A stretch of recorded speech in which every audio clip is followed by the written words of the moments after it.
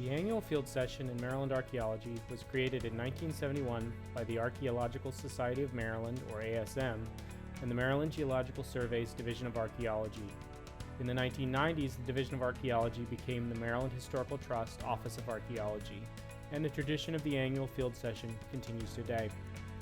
The purpose of the Tyler Bastian Field Session is to provide opportunities for ASM members to learn field techniques from professional archaeologists, to assist the Maryland Historical Trust, or MHT, with field research, and to acquaint the general public with archaeology in Maryland.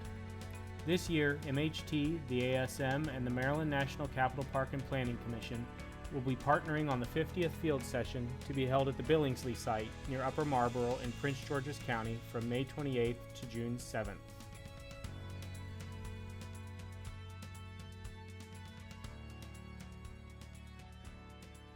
This land was originally part of a patent that went to Major John Billingsley in 1662.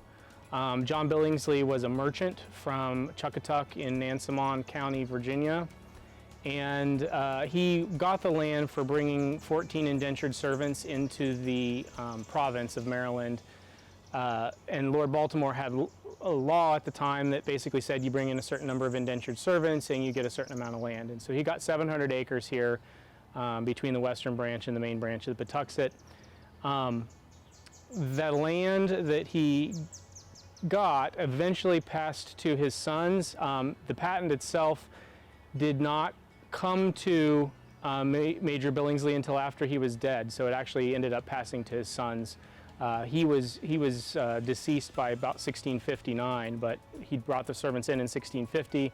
The land eventually came into his family's possession in 1662.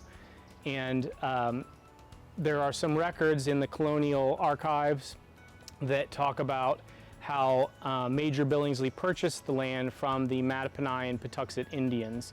And the records actually say, some of whom do continue upon the land.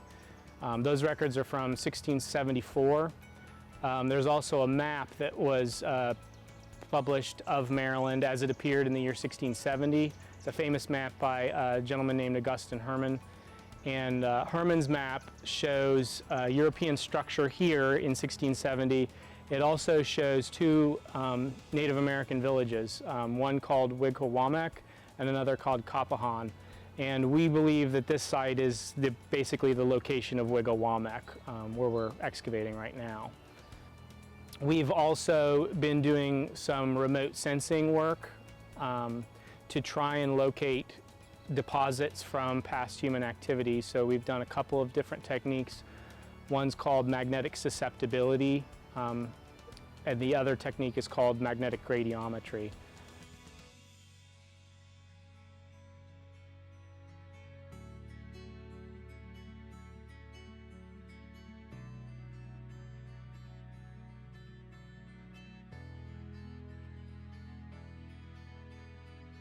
So this is the Patuxent River. Well, right behind me is the Western Branch. This is where the Western Branch and the Patuxent River meet.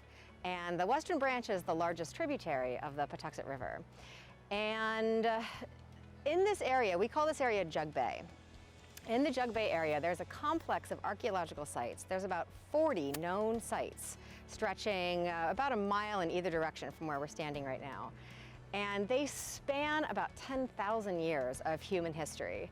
Going back, some of the earliest radiocarbon dates ever gotten on archaeological sites are from here in the Jug Bay area. They go back almost 9,000 years.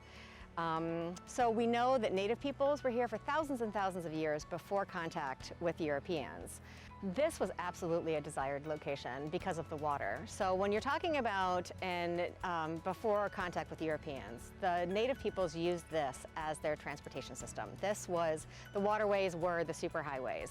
And because we're right here at this confluence of the Western Branch and the Patuxent, just like towns develop around intersections today, so do villages. People are really attracted to this kind of area.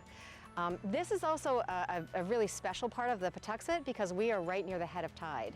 So if you go about 45 miles that way, you get to Solomon's Island at the Chesapeake, where the Patuxent meets the Chesapeake.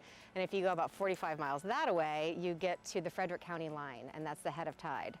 So we're right here at this freshwater saltwater interface, and what this results in is a lot of biodiversity. So you have the migratory fish, you have migratory birds, and it's a constant changing of species from one season to the next. So this is kind of like the supermarket of the prehistoric world here, of the pre-contact world, you know. Like this is the place where you can, you know, any time of year there is something to eat, there's something to harvest. Not just from the river, but also from, you know, there's lots of freshwater springs in this area. You know, on some archaeological sites we've dug from thousands of years ago, you know, the range of species, it's everything that's here today. People were eating and harvesting turtles and turkeys and bobcat and bear, in addition to, you know, more common things like the waterfowl and deer. So people have always been drawn to an area like this. We'll soon be back at the Billingsley Site to learn more about the indigenous inhabitants of this unique landscape and to continue our search for the late 17th century home of the Mattaponi and Patuxet Indians. To join us, please register at the link near the bottom of your screen.